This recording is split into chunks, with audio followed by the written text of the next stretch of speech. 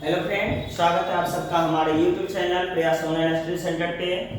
आज मैं पुनः आप लोगों के बीच टारगेट बैच का चौथा क्लास लेकर हाजिर हुआ हूँ। इससे पहले हमारे टारगेट बैच का 3 क्लास कंप्लीट हो चुका है और आज हम चौथा क्लास लेकर आए हैं। अगर आपने अभी तक हमारे पिछले क्लास को नहीं देखा है तो निश्चित रूप से वीडियो सेक्शन में जाके आप पीछे के क्लास को देख लें। जो समस्या हो, अगर कोई परेशानी हो रही हो तो आप उसे हमसे शेयर कर सकते हैं, और अगर हमारी क्लास आपको पसंद आ रही हो तो हमारे क्लास को अपने दोस्तों के बीच शेयर कर सकते हैं, सब्सक्राइब कर सकते हैं। चलिए, तो आज की क्लास का हम पहला क्वेश्चन देखेंगे। देखिए, हमारा पहला क्वेश्चन क्या है, यदि तीन पैकेट में 400 रबर बैंड है। क्वेश्चन क्या कह रहा है, यदि 3 पैकेट में 400 रबर बैंड है तो 15 पैकेट में कितने रबर बैंड होंगे। ये क्वेश्चन क्या कर रहा है, 3 पैकेट में 400 रबर बैंड है। कितने रबर बैंड है, 400 रबर बैंड है। तो अब पूछ क्या है, 15 पैकेट में कितने रबर बैंड होंगे। तो 3 पैकेट में कितने रबर बैंड, 400 रबर बैंड में। कितने में, 3 पैकेट में। अगर हम इसमें 3 से भाग दे दें तो 1 पैकेट में रबर बैंड की संख्या आ जाएगी। अगर 400 में 3 से भाग दे तो क्या आ जाएगी, 1 पैकेट में रबर बैंड की संख्या। और हमें पूछा क्या गया है कि 15 पैकेट में कितने रबर बैंड होंगे। तो 400 में 3 से भाग दिए, 1 पैकेट का रबर बैंड आया, और इसमें हम 15 से गुना कर दिए तो 15 पैकेट में रबर बैंड की संख्या आ जाएगी। अब कटता है तो आप इसे क्या करिए, कटा दीजिए। 5 या 15, 400 गुना 5 करिए, देखिए कितने रबर बैंड आएंगे, 2000 रबर बैंड। एकदम सिंपल सा क्वेश्चन से मैंने स्टार्ट। चलिए, दूसरा क्वेश्चन देखिए क्या कर रहा है, 45 आदमी एक काम को 20 दिन में कर सकते हैं। क्वेश्चन क्या है कि 45 आदमी एक काम को 20 दिन में कर सकते हैं, तो 12 दिन में काम समाप्त करने के लिए और कितने आदमी की आवश्यकता होगी। कि क्वेश्चन क्या कर रहा है, 45 आदमी एक काम को 20 दिन में कर सकते हैं। 45 आदमी, आदमी संख्या कितनी है, 45, और भाई इस काम को कितने दिन में कर सकते हैं, 20 दिन में कर सकते हैं। तो यहाँ क्या है, M फॉर मैन हो गया, D फॉर डे। तो MDH का इस्तेमाल यहाँ करेंगे। MDH का तात्पर्य होता है, आप हमारे पिछली क्लास में जाइएगा, कंपाउंड प्रोपोर्शन के नाम से हमारा क्लास है, मिश्र समानुपात, वहां आपको इस टाइप का मिलेगा। MDH का use M1D1H1 divide by W1 बराबर M2D2H2 डिवाइड बाय क्या, W। इसमें से जो वैल्यू दिया हुआ है उसे हमें लिखना है, जो वैल्यू नहीं दिया हुआ है उसे लिखने की आवश्यकता नहीं है। तो क्वेश्चन क्या था कि 45 आदमी किसी कार्य को 20 दिन में कर सकते हैं। 45 गुने हम क्या करेंगे, 20 दिन। अब क्या करें कि कार्य को 12 दिन में ही समाप्त करने के लिए, कार्य को कितने दिन में समाप्त करने के लिए, 12 दिन में समाप्त करने के लिए कितने अतिरिक्त व्यक्ति की आवश्यकता होगी। तो हम पहले देखते हैं 12 दिन में समाप्त करने के लिए कितने व्यक्ति की आवश्यकता होगी। मान ले क्या, 12 दिन में काम समाप्त करने के लिए हमें x व्यक्ति की आवश्यकता होगी। हमने क्या माना कि 12 दिन में कार्य समाप्त करने के लिए x व्यक्ति की आवश्यकता होगी। तो देखते हैं कितना व्यक्ति चाहिए हमको 12 दिन में समाप्त करने के लिए। अब इसका तात्पर्य क्या था, मैन, देखिए मैंने मैन लिखा, दे दिया था तो डे लिखा, आवर और वर्क नहीं था तो उसे नहीं लिखा। फिर इधर मैन दिया हुआ था, डे पूछ रहा था, लिख दी, या डे दिया हुआ था, मैन पूछ रहा है तो लिख दिए। तो जो दिया है उसे लिखना है, जो नहीं दिया है उसे लिखने की आवश्यकता नहीं है। तो क्वेश्चन था 45 व्यक्ति 20 दिन में, तो 12 दिन में समाप्त करने के लिए कितने व्यक्ति। तो कटता है तो कटा दीजिए, 4 तिया 12, 4 पंचे 20, 3 से कटाइए, 15 तिया 45, x बराबर कितना आ गया, 75। तो 12 दिन में समाप्त करने के लिए हमें 75 व्यक्ति की आवश्यकता होगी। देखिए सवाल क्या है कि 12 दिन में अगर हम इस काम को समाप्त करना चाहें तो हमें 75 व्यक्ति चाहिए। लेकिन यहाँ है क्या कि पहले से हमारे पास 45 व्यक्ति उपलब्ध है।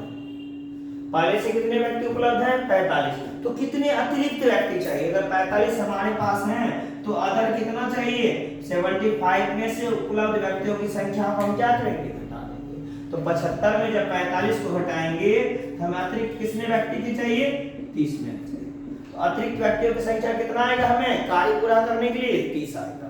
चलिए नेक्स्ट क्वेश्चन की ओर हम फिर बढ़ते हैं। देखिए नेक्स्ट क्वेश्चन हमारा क्या है,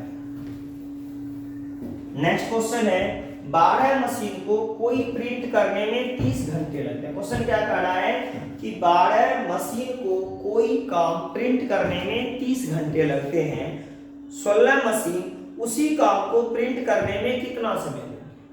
देखिए 12 मशीन कोई काम प्रिंट करने में कितना 30 घंटे। माइंडे पर ये भी बनेगा 12 मशीन कार्य करने में कितने घंटे लिए 30 घंटे लिए। तो मशीन हो या व्यक्ति हो या अदर कोई कार्य करने वाला हो तो उसे हम लिख देंगे। और ये क्या हो गया आपका आवर या डे।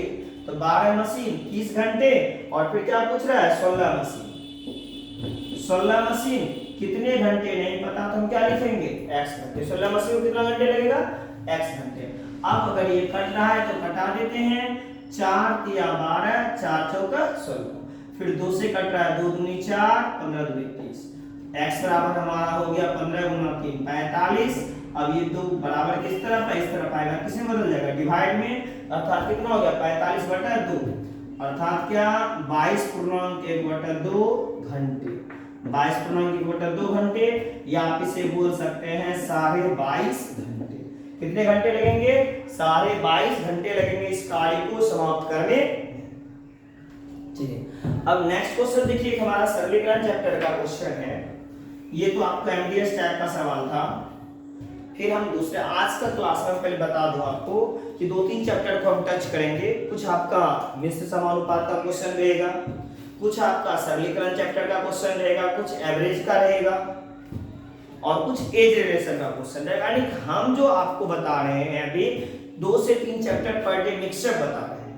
सेपरेट चैप्टर का हमारी क्लास आपके YouTube चैनल पे उपलब्ध है, वहां से आप देख सकते हैं। और यहाँ जो देखना है एग्जाम व्यू से देखना है किस टाइप के क्वेश्चन एग्जाम में ज्यादा आते हैं। तो चलिए अब जो है हम देखते हैं एक सिंप्लीफिकेशन का क्वेश्चन है 2 to the power x बराबर 2 to the power y sorry 2 to the power x बराबर 4 to the power y बराबर 8 to the power z। 2 पे पावर x बराबर 4 पे पावर y बराबर 8 पे पावर z है तथा 1 बटा 2x प्लस 1 बटा 4y प्लस 1 बटा 6z इक्वल टू 24/7 है। तो z का मान क्या होगा। तो किसका मान चाहिए हमें z का मान क्या होगा। क्वेश्चन क्या कर रहा है यदि 2 पे पावर x बराबर 4 पे पावर y बराबर 8 पे पावर z हो तथा 1/2x plus 1/4y plus 1/6z बराबर 24/7 हो तो z का मान क्या होगा।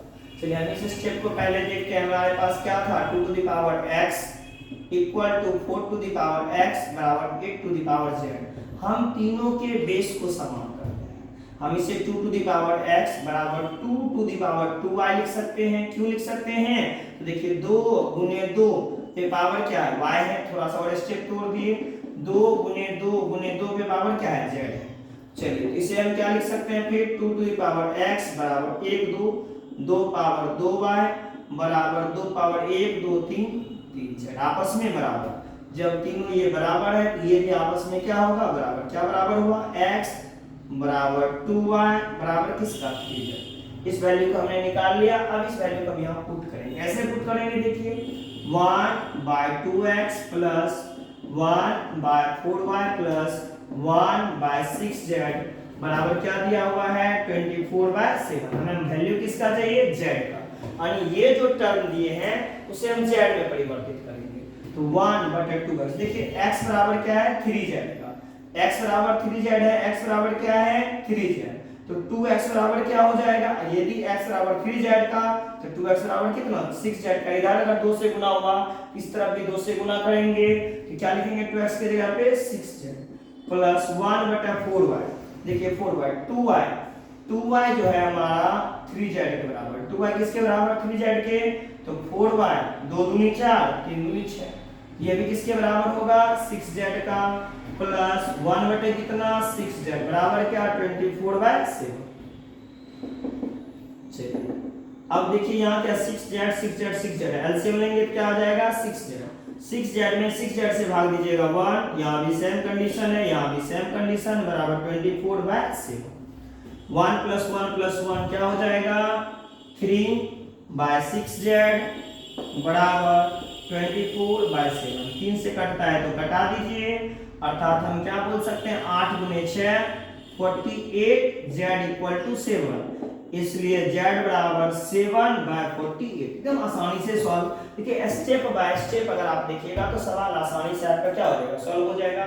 हम पुनः दोहरा रहे हैं, हमारा सवाल क्या था, यदि 2 टू द पावर x बराबर 4 टू द पावर y बराबर 8 टू द पावर क्या है z है, तो 1/2x plus 1/4y plus 1/6z का मान 24/7 है, तो z का मान क्या होगा।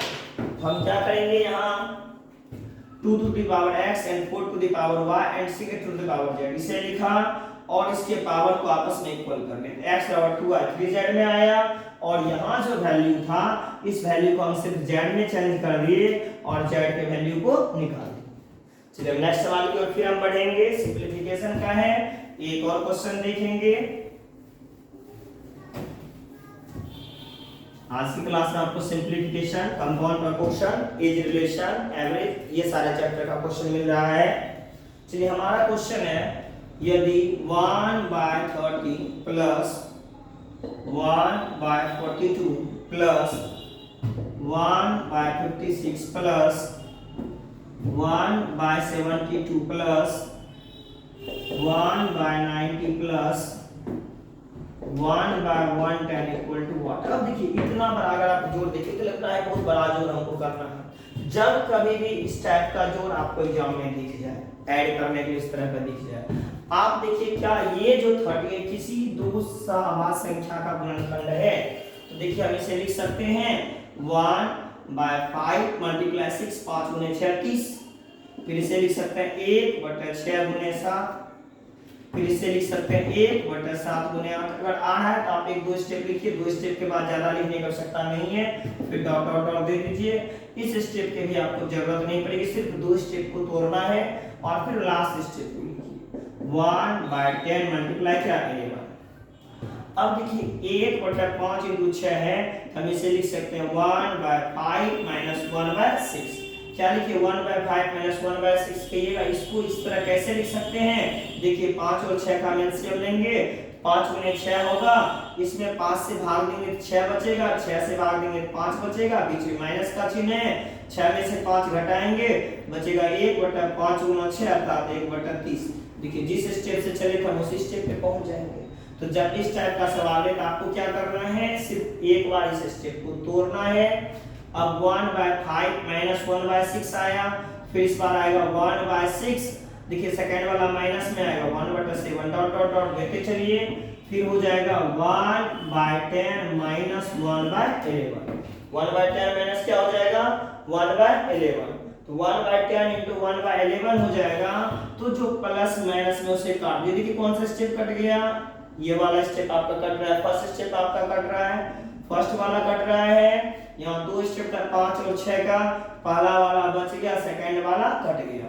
तो याद रखिए अगर पहले वाले में पहला बचा है, अंतिम वाले में लास्ट वाला बचेगा, यदि पहले वाले में दूसरा बचा है, अंतिम वाले में पहला वाला बचेगा। तो जो कट रहा है और जो बच रहा है इसको आपको गौर करना है। चलिए अब हम क्या लिख सकते हैं, यहाँ 1/5 या पहले वाला बचा, यहाँ लास्ट वाला क्या बचेगा माइनस 1/11। बीच का याद रखिएगा सारा वैल्यू 100% कटना ही कटना है, क्योंकि 6 कटा है, आगे लिखेंगे 7 8 वो कट जाएगा, उधर लिखेंगे तो 9 10 कट जाएगा।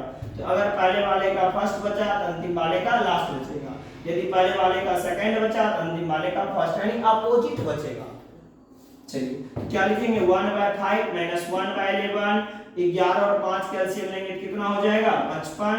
55 में 5 से डिवाइड करिए, 11 बचे 55, 11 गुने कितने हो गए 11, फिर 11 बचे 55, माइनस का चिन्ह दीजिए और 5 गुने कितने हो गए 5, 11 में से 5 घटे क्या बचेगा 6/50। देखिए जो सवाल इतना बड़ा दिख रहा था, आप एकदम आसानी से इस टाइप के सवाल को सॉल्व कर सकते हैं। हमारा जो सरलीकरण का आपका वीडियो आएगा टोटली इसी बेस्ड पे आएगा क्लास। आपको इस टाइप का क्वेश्चन को सॉल्व करने का बेस्ट तरीका, सबसे कम समय में तरीका, कैसे जल्द से जल्द सॉल्व करें, इसका हमारा क्लास है। आप चाहे तो उसे देख सकते हैं, अगर दिक्कत हो तो आप हमसे इसका लिंक मांगे, हम आपको भेजेंगे, आप इस टाइप के सवाल को आसानी से सॉल्व कर लीजिएगा। चलिए नेक्स्ट क्वेश्चन देखते हैं।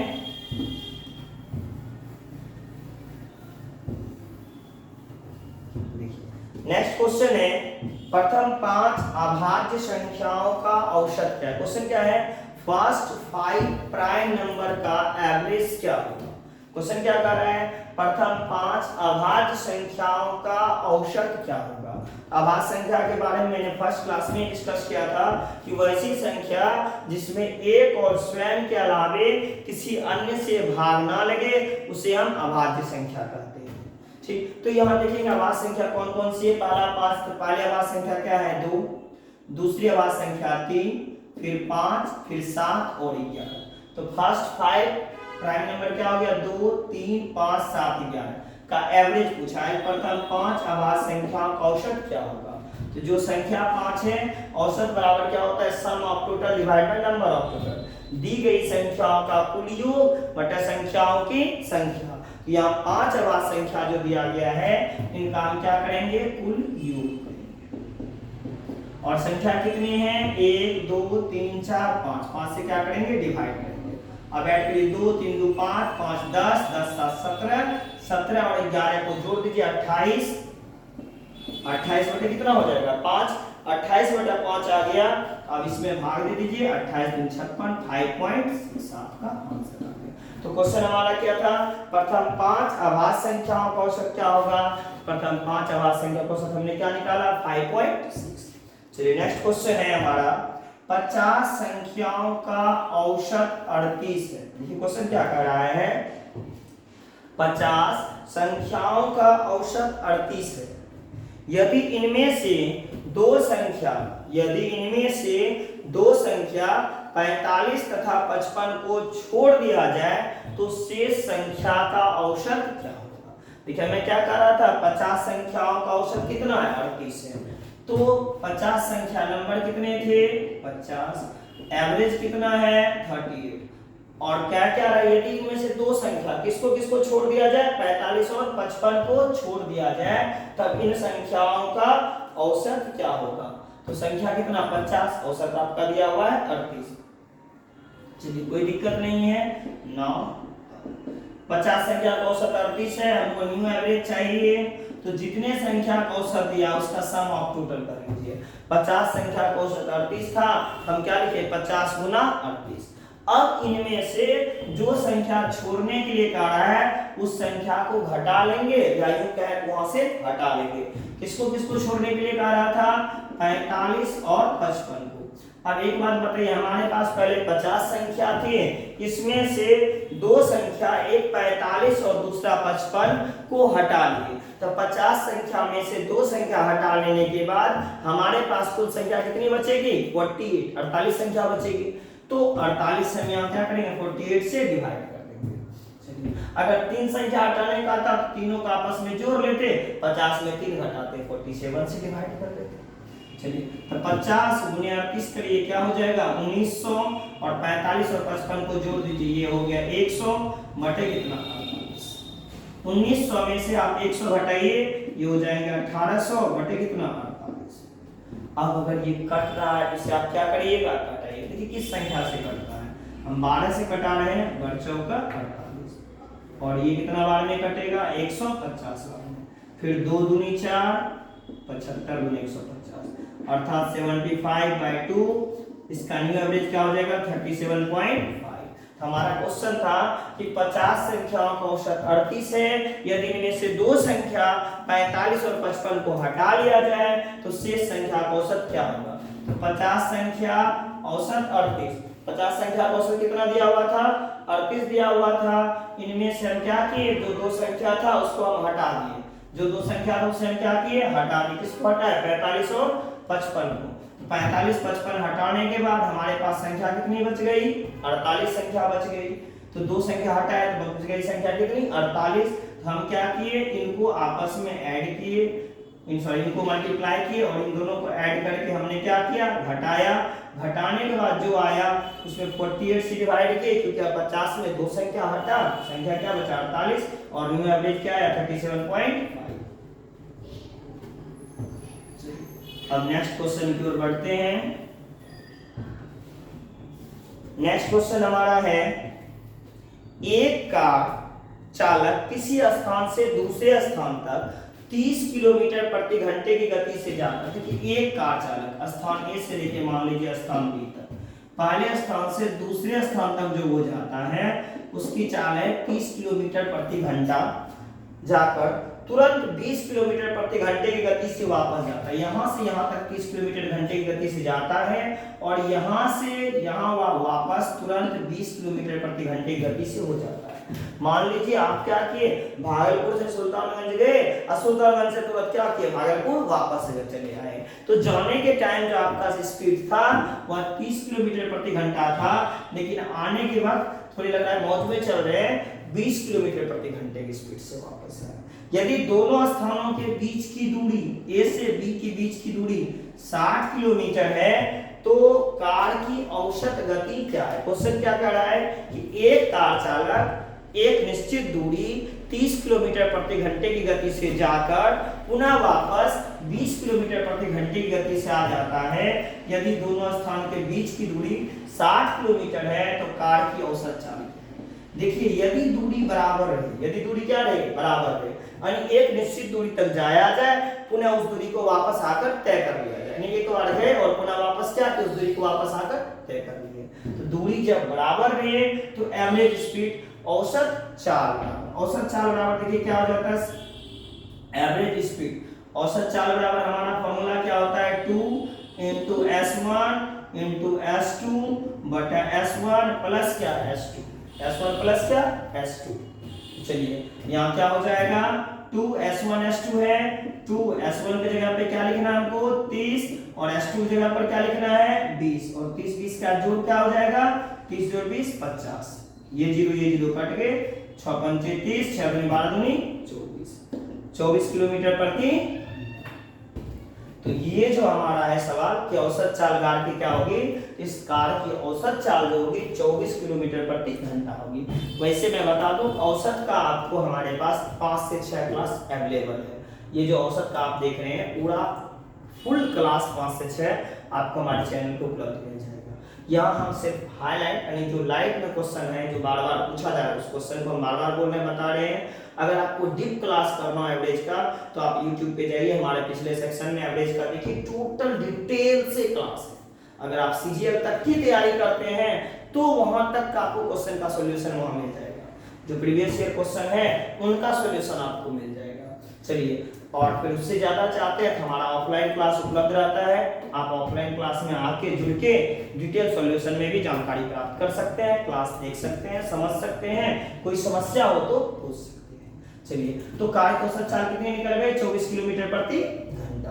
तो ये कब 24 किलोमीटर प्रति घंटा कब काम करेगा औसत चाल का फॉर्मूला, जब दूरियां निश्चित हो, दूरी बराबर हो। जैसे मैं यहां से घर गया और घर से पुनः वापस आया, बीच में एक्स्ट्रा कोई दूरी तय ना किया, तब औसत चाल ये फॉर्मूला तब काम करता है जब दूरी क्या हो बराबर हो। ऐसा नहीं कि 30 किलोमीटर तक 40 किलोमीटर गए और वापस आने में 60 किलोमीटर चले, जब दूरी अलग अलग हो जाए तब ये फॉर्मूला आपका काम नहीं करेगा। चलिए नेक्स्ट क्वेश्चन की ओर फिर हम बढ़ते हैं। देखिए नेक्स्ट क्वेश्चन हमारा क्या है, 10 व्यक्तियों का औसत भार उस समय 3 केजी घट जाता है जब 80 केजी भार के आदमी के जगह पर दूसरा आदमी आ जाता है। नए आदमी का भार क्या है, देखिए क्या कर रहा है कि 10 व्यक्तियों का औसत भार 3 केजी घट जाता है जब 80 केजी भार के आदमी की जगह पर एक दूसरा आदमी आ जाता है। तो नए आदमी का भार क्या है, देखिए आपको जितना केजी का व्यक्ति यूं समझ लीजिए कि जैसे हम आलू लाने के लिए जाते हैं, एक टोकरी में आलू रखा हुआ रहता है। अब देखिए 2 4 6 7 8 9 10 आलू रखा हुआ है। हम एक बड़े वाले आलू को निकाल के एक छोटा वाला आलू इसमें डाल दें तो आलू की संख्या में कोई परिवर्तन नहीं होगा, लेकिन वेट में अंतर आ जाता है। हमने बड़ा निकाला और छोटा डाला, तो जब बड़े को निकालकर छोटे को डाल दिया जाए तो वह सबकी औसत आयु को क्या करेगा, वजन को घटा देगा, औसत उम्र को घटा देगा। तो जितना का व्यक्ति जा रहा है उसकी उम्र को, वजन को, जो भी दिया हुआ है आप लिख दीजिए। आपका क्या था 80 केजी यानी वेट था, 80 केजी वाला व्यक्ति जा रहा, हमने 80 केजी लिख दिया। अब इसके बाद हमें देखना है कि इस व्यक्ति के जाने से क्या प्रभाव पड़ रहा है। ये जो 80 केजी का जा रहा है, क्या सबके वजन को घटा रहा है या सबके वजन को बढ़ा रहा है? अगर घटा रहा है तो चिन्ह माइनस का देंगे और बढ़ा रहा है तो चिन्ह प्लस का देंगे। 80 केजी व्यक्ति जो था वो चला गया और जाने के कारण इस टोकरी में जो व्यक्ति थे सारे के सारे 10 का सबका 3-3 केजी क्या किया, घटाया, जबकि उसके स्थान पर एक नया व्यक्ति आया, लेकिन फिर भी नया व्यक्ति क्या था, थोड़ा कम वजन का था, हल्का सा था, और जो व्यक्ति गया वो थोड़ा सा हैवी वेट का था। चलिए, तो 80 केजी वाले गए और प्रत्येक का क्या केजी घटा लिए, 3 केजी। कितने व्यक्ति का घटाए, 10 व्यक्ति का। 3 गुना क्या लिख देना है, 10। तो जितना वजन का जा रहा है उसे लिखना है, इसके बाद जितना केजी का कमी या वृद्धि हो रहा है उसे लिखना है और समूह में व्यक्ति की संख्या से मल्टीप्लाई कर देना है। अगर कमी हो रहा है तो चिन्ह माइनस का देना है, अगर वृद्धि हो रहा है तो चिन्ह हमें प्लस का देना। बस दो काम करना, अगर कमी हो रहा है तो माइनस का और वृद्धि हो रहा है तो प्लस का।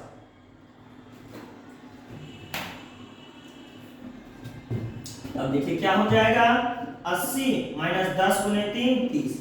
80 में से 30 घटाएंगे तो क्या केजी का व्यक्ति बचेगा, 50 केजी का। इसका कहने का तात्पर्य क्या है कि समूह में 80 केजी भार का व्यक्ति चला गया और उसके स्थान पे 50 केजी भार का व्यक्ति आ गया। तो आने वाले व्यक्ति का वजन कितना केजी है, 50 केजी है। चलिए अब नेक्स्ट क्वेश्चन की ओर बढ़ते हैं हम। देखिए नेक्स्ट क्वेश्चन हमारा है, 5 छात्रों की आयु 16 वर्ष, 13 वर्ष, 14 वर्ष। देखिए क्या करें, 5 छात्रों की आयु 16 वर्ष, 13 वर्ष, 14 वर्ष, x वर्ष और 12 वर्ष है।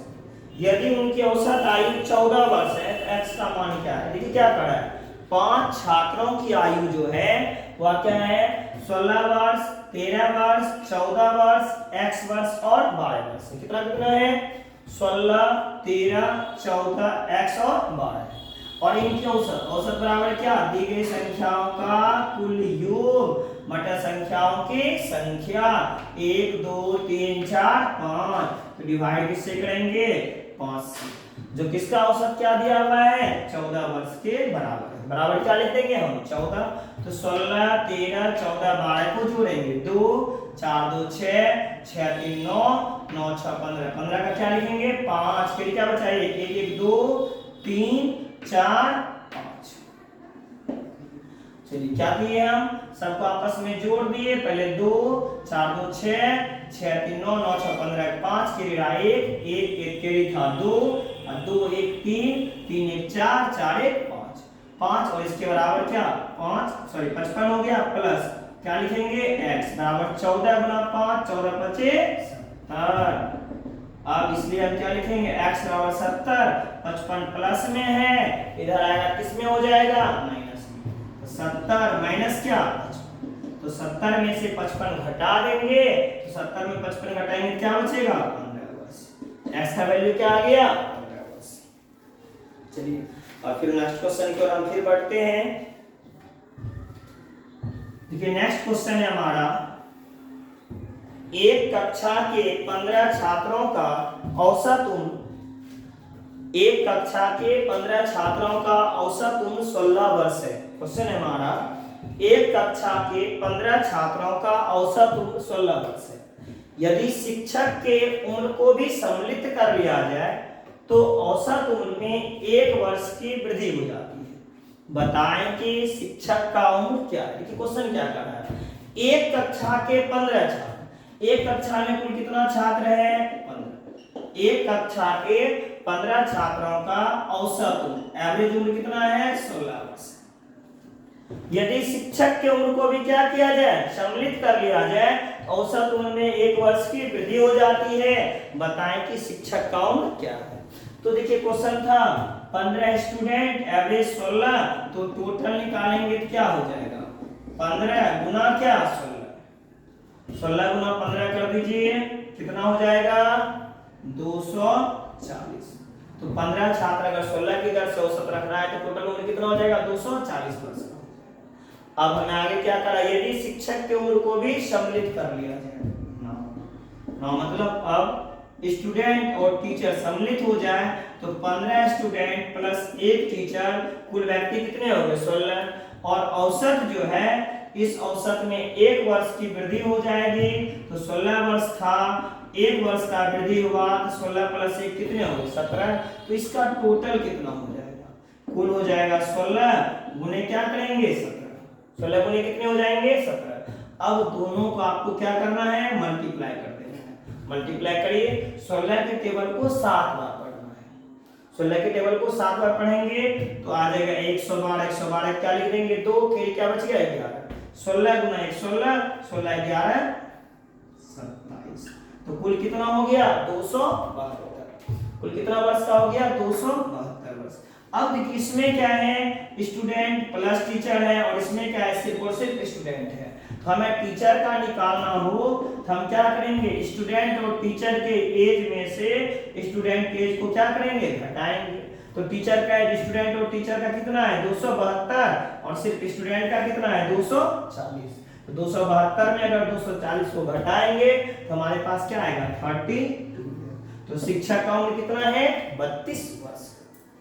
चलिए अगर इसे आपको शॉर्ट में बनाना हो, तुरंत बनाना हो तो क्या करेंगे, तो तुरंत शॉर्ट में देखिए क्विक मेथड में कैसे समय बना लेंगे इसको, सेकंड प्रोसेस इसका।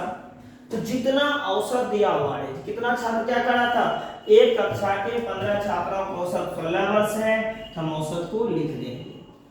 किसी व्यक्ति के आने से अगर प्लस हो रहा है, वृद्धि हो रहा है प्लस लिखेंगे, और कमी हो रहा है तो माइनस लिखेंगे। तो क्वेश्चन क्या कर रहा है, यदि शिक्षक की उम्र को भी सम्मिलित कर लिया जाए, सम्मिलित मतलब क्या, आ रहे हैं शिक्षक, तो औसत उम्र में 1 वर्ष की वृद्धि हुआ तो हम यहाँ क्या लिख देंगे प्लस का चिन्ह।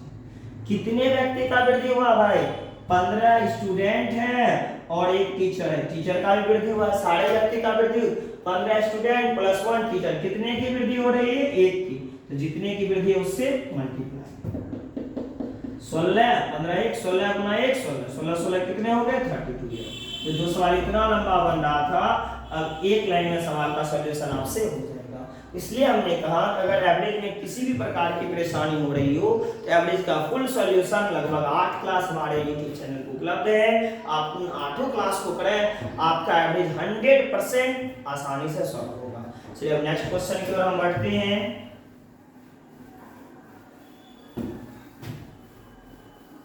नेक्स्ट क्वेश्चन है, 5 लगातार विषम संख्याओं का औसत 49 है।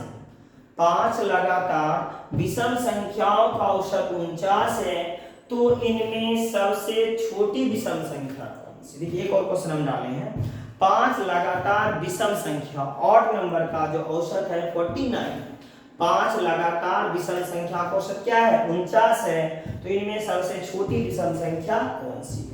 चलिए 5 लगातार विषम संख्या बोला तो हम एक लाइन खींचेंगे, इसे 5 भाग में डिवाइड करेंगे, जितना बोला जाए उतना। डायरेक्ट शॉर्ट पे आते हैं, लॉन्ग की कोई आवश्यकता नहीं इस टाइप के सवाल में।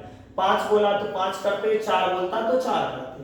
तो पांचों में जो औसत होता है, औसत का अर्थ होता है माध्यमान। तो हम ये देखेंगे 5 घर में से बीच का घर कौन सा है। देखिए 2 घर मैंने इधर भी छोड़ा, 2 घर इधर भी छोड़ा, तो ये बीच का घर हो गया। और जो औसत दिया है उसे लिख देना है। क्या करा है, 5 लगातार विषम संख्याओं का औसत 49, 5 लगातार और नंबर का जो एवरेज था वह 49 था। तो जो औसत है उसे हम क्या करेंगे, लिख देंगे। अब इसके बाद वाले औसत पे जाएंगे, संख्या पे जाएंगे, औसत के बाद वाले पे 49 के बाद जो ऑड आता है वो 51 है, और इसके बाद जो आता है 53 है। इससे पहले आएंगे 49 से पहले 47 और 47 से पहले 45। सवाल को कहीं सॉल्व करने की आवश्यकता नहीं होगी, आप सवाल को देख के तुरंत सॉल्व कर दीजिएगा। तो हमें क्या कहा था, 5 लगातार विषम संख्या का औसत 49 है, तो इनमें सबसे छोटी अर्थात स्मॉल नंबर जब पूछा जाए तो आप लेफ्ट की तरफ चलिएगा, और लार्ज नंबर बड़ी संख्या पूछा जाए तो राइट की तरफ चलिएगा। इनमें सबसे छोटी विषम संख्या कौन सी है, 45। आंसर आ गया आपका। अब नेक्स्ट क्वेश्चन की ओर हम फिर बढ़ते हैं। देखिए नेक्स्ट क्वेश्चन हमारा 3 संख्याएं 4:5:6 के अनुपात में। क्या कह रहा है क्वेश्चन, 3 संख्याएं 4:5:6 में। 3 संख्या मान लीजिए, एक संख्या A, दूसरी संख्या B, तीसरी संख्या C, ये जो है 4:5:6 में है। दूसरी संख्या पहली और तीसरी के अंतर से 15 अधिक है। हमारा क्या कर रहा है क्वेश्चन कि दूसरी संख्या जो है पहली और तीसरी के अंतर से 15 अधिक है, तो संख्याओं का योग क्या है। देखिए अब इसे थोड़ा सा डिटेल में, a हमारा हो गया 4x, b हमारा हो गया 5x, c हमारा हो गया 6x। पहले वाले का पहला वाला, दूसरे वाले का दूसरा वाला और तीसरे वाले का तीसरा वाला। तो a का मान हो गया 4x, b का मान 5x और c का 6x। हमें क्या बोला गया, दूसरी संख्या जो है 5x पहली और दूसरे के अंतर से, दूसरी संख्या पहली और तीसरी के अंतर से, पहली और तीसरी के अंतर से 6x माइनस 4x, इन दोनों के अंतर से 15 अधिक है, अर्थात 15 इसमें क्या करेंगे हम जोड़ देंगे। हमें क्या कहा गया था, दूसरी संख्या तीसरी और पहली के अंतर से 15 अधिक है।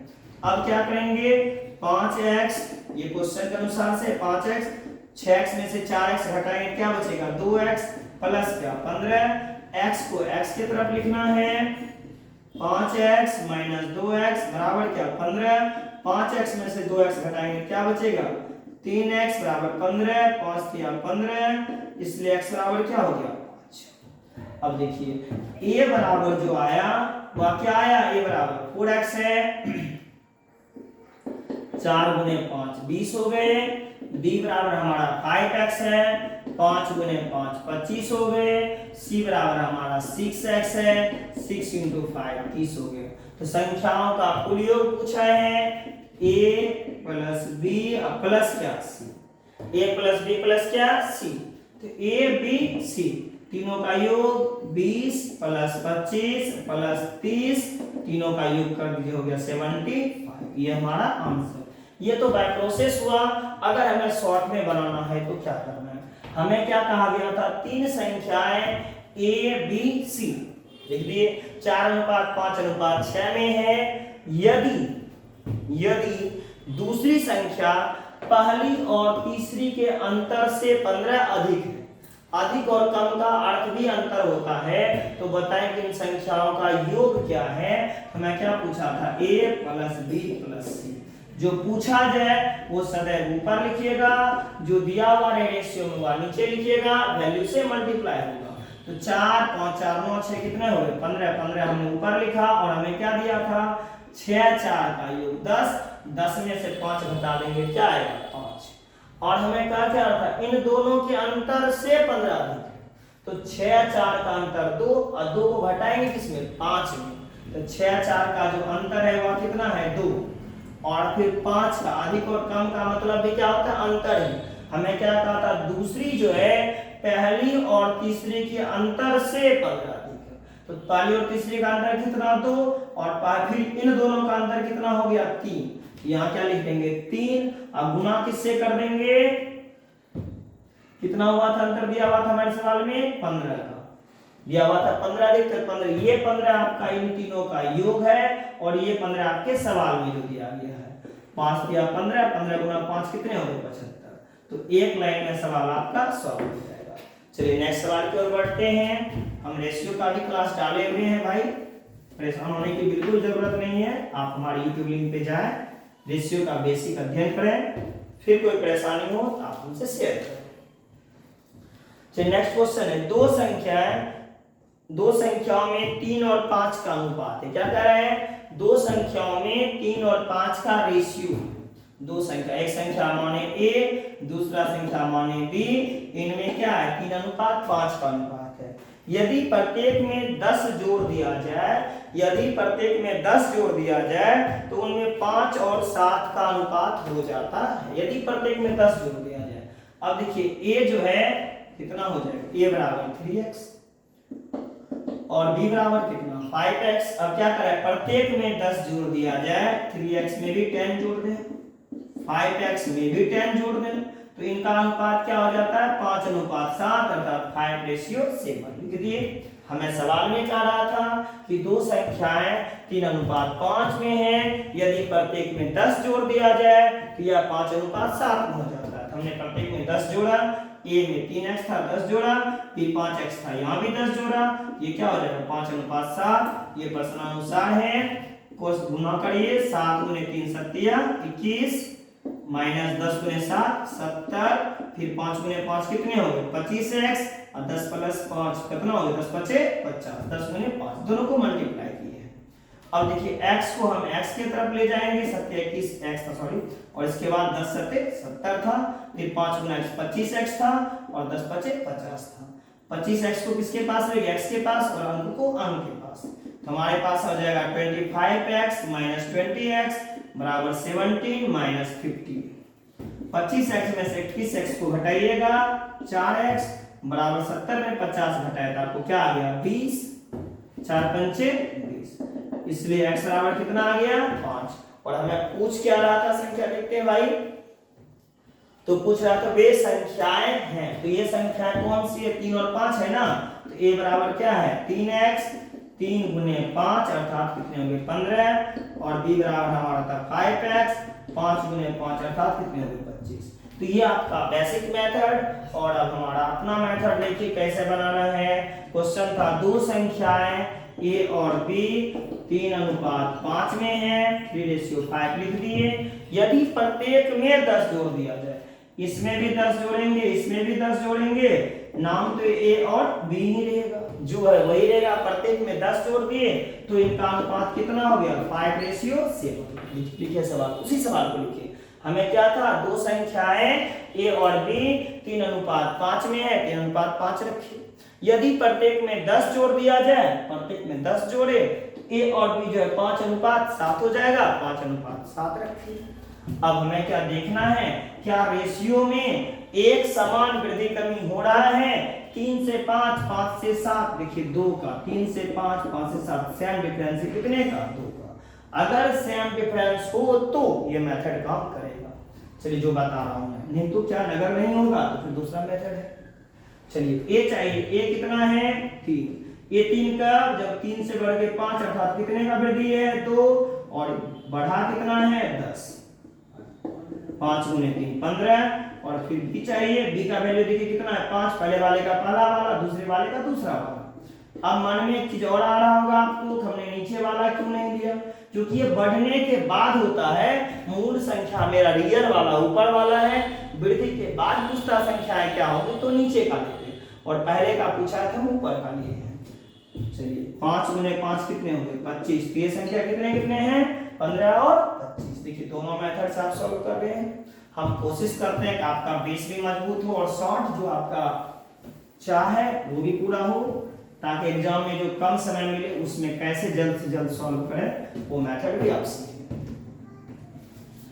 अब देखिए नेक्स्ट क्वेश्चन है, a तथा b की आय 5:4 है। क्वेश्चन है a तथा b की आय 5:4 में है और उनके खर्च का अनुपात 3:2 है। क्वेश्चन क्या कर रहा है, a और b की आय का अनुपात जो है 5:4 में है और खर्च का अनुपात 3:2 है।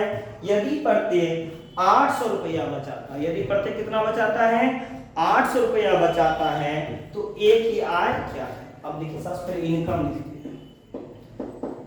इनकम किसका, a और b का। a और b की आय का अनुपात कितना है 5:4, 5:4। a की इनकम क्या हो गई 5x और b की इनकम क्या हो गई 4x। पुनः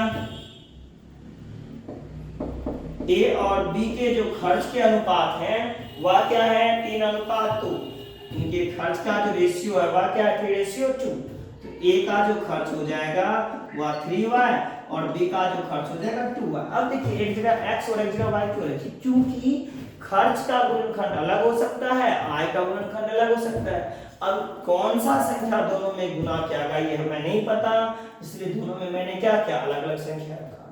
अब बचत बराबर आप क्या जानते हैं, सेव बराबर क्या होता है आय माइनस व्यय। आय का एक आय कितना था 5x और एक का खर्च कितना था 3 हुआ। a के आय में से a के खर्च को घटा दें, हमें बचत मिलेगा जो प्रत्येक का कितना दिया हुआ है 800। a का और b का दोनों का जो है बचत कितना दिया हुआ है 800 और b का खर्च कितना है 4x और b का बचत कितना है 2 है और दोनों का बचत कितना 800। इसका भी बचत 800 और इसका भी बचत 800। आप इस समीकरण को सॉल्व करने आप जानते होंगे कि एक वैल्यू को कटा देना, यहाँ 3 है यहाँ 2 है, तो अपोजिट वाले से मल्टीप्लाई कर देंगे, ऊपर 2 से और नीचे 3 से।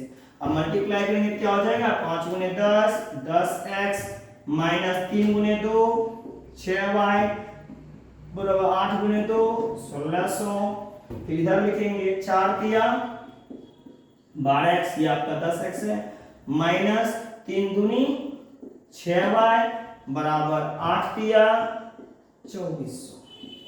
अब लिखेंगे घटाने पर, क्या लिखेंगे, घटाने पे, क्योंकि माइनस है तो प्लस करेंगे, अगर प्लस माइनस रहता है जोड़ने पे, घटाने पे सब्सट्रैक्शन करने पर। तो घटाने पे प्लस का माइनस, माइनस का प्लस, सब्सट्रैक्शन किए तो फिर प्लस का माइनस, घटाने पे। अब देखिए प्लस माइनस ये दोनों कैंसिल हो गए, 6 minus 6y plus 6y cancel, तो 12x में 10x घटेगा, मेरे पास बचेगा माइनस 2x, 2400 में 1600 घटाएंगे तो बचेगा माइनस 800, माइनस माइनस कट गए, 4 दूनी 800, x बराबर क्या हो गया, कट गया है, x बराबर कितना 400। तो हमें पूछ क्या रहा है सवाल, देखते हैं बंधु हमारा सवाल क्या था। तो a की आय क्या है, हमारा सवाल है a की आय। देखिए a की आय कौन सा था, 5x, एक आय कितना दिया हुआ है 5x, तो 5 गुने क्या 400, 4 पंचे 20, एक ही आय कितना हो गया, तो एक आय जो है वह 2000 रुपये है। चलिए नेक्स्ट सवाल की ओर हम फिर बढ़ते हैं।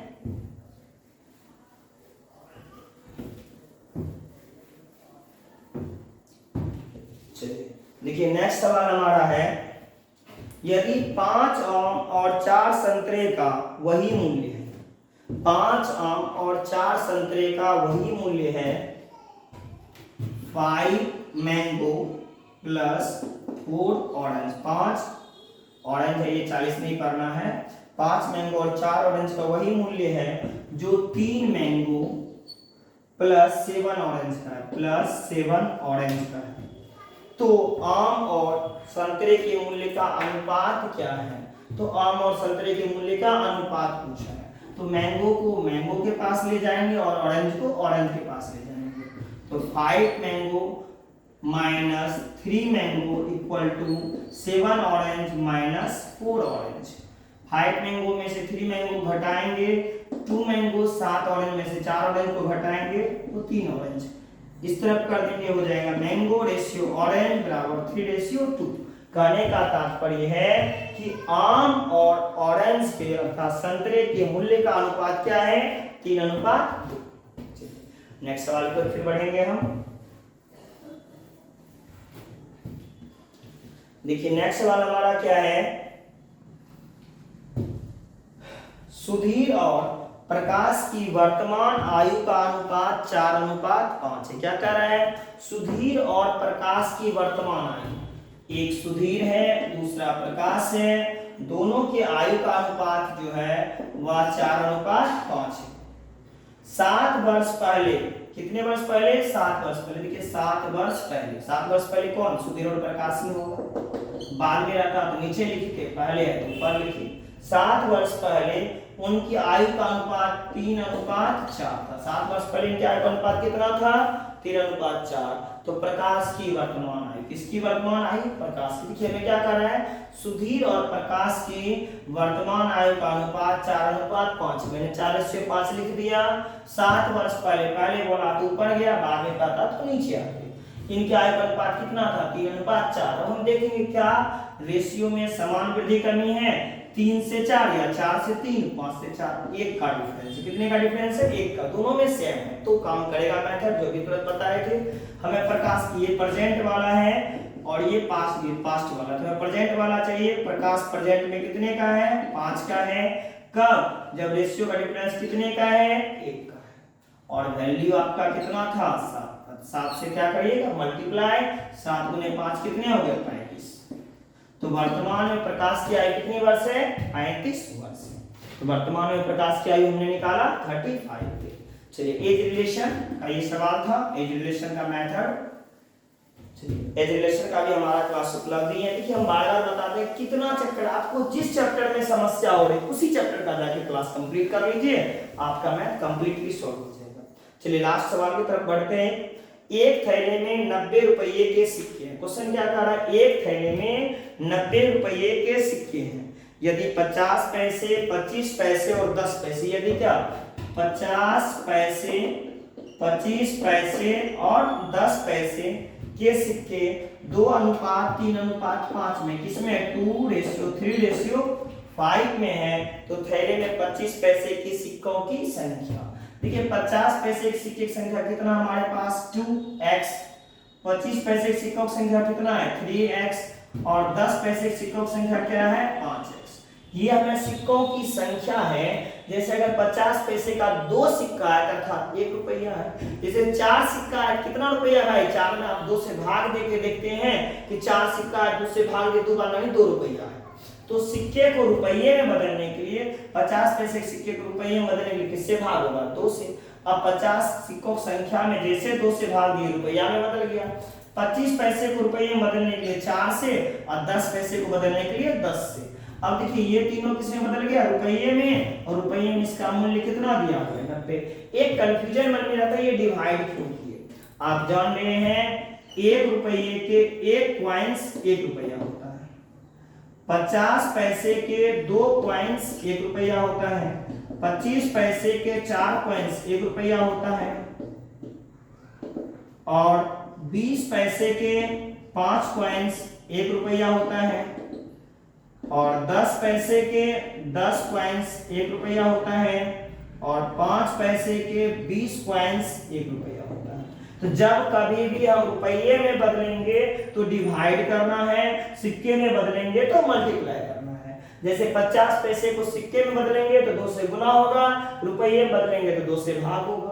25 पैसे वाले को रुपये में बदलेंगे 4 से भाग, सिक्के में बदलेंगे 4 से गुना। चलिए तो हमने किस में बदला रुपये में, इसलिए 50 पैसे में 2 से भाग, 25 पैसे में 4 से भाग और 10 पैसे में 10 से भाग। अब देखिए 2, 4 और 10 का हम क्या निकालेंगे एलसीएम। 2, 4 और 10 का एलसीएम क्या हो जाएगा भाई 20। 2 से भाग दिए 10 दूनी 20, 2 दूनी 4, 4 पंचे 20, सॉरी यहाँ गलती लिखा गया। 2 से भाग दिए 10 बार में, 10 दूनी 20 और 10 गुना 2 20, x लिखना चाहिए था। 4 पंचे 20, 5 तिया 15x, फिर 10 दूनी 20 और यहाँ 5 दूनी 10x बराबर कितने हो गए 90। जोड़ दिए 20, 10, 30, 15, 45x बटा 20 बराबर कितना 90, 45 दूनी 90, इसलिए x बराबर कितना हो गया 20 गुना 2 40। x का वैल्यू क्या हो गया 40। और हमें क्या पूछ रहा है क्वेश्चन में 25 पैसे के सिक्के, 25 पैसे के कितने हैं 3 हैं। 25 पैसे के सिक्के की संख्या बराबर कितना निकाले थे नंबर ऑफ कॉइंस, कौन सा 25 का। 25 पैसे का कितना था 3x, यही वाला 3x, तो 3x, x का वैल्यू हमने क्या निकाला है 40। तो 40 गुना 3 कितना हो गया 120। अगर ये पूछता है इसका मूल्य क्या है तो मूल्य के लिए हम 3x बटा 4 लिखते, सिक्के की संख्या पूछा तो हम 3x लिखते। चलिए तो आपको हमारी क्लास उम्मीद है अच्छी तरह से समझ में आ रहा होगा। अगर फिर भी कोई परेशानी हो रही हो इस टाइप के सवाल में तो जो रेशियो का हमारा क्लास है वहां देख के आप संतुष्ट हो सकते हैं। फिर मिलते हैं नेक्स्ट क्लास में। इससे पहले रिक्वेस्ट है कि अगर आपको हमारी क्लास समझ में आ रही हो, आप अच्छे तरह से समझ रहे हो तो हमारी क्लास को अपने दोस्तों के भी शेयर करें और अपने दोस्तों से सब्सक्राइब करने के लिए कहें और हमारे क्लास लाइव क्लास से भी जुड़ें। फिर मिलते हैं नेक्स्ट क्लास में। Okay bye.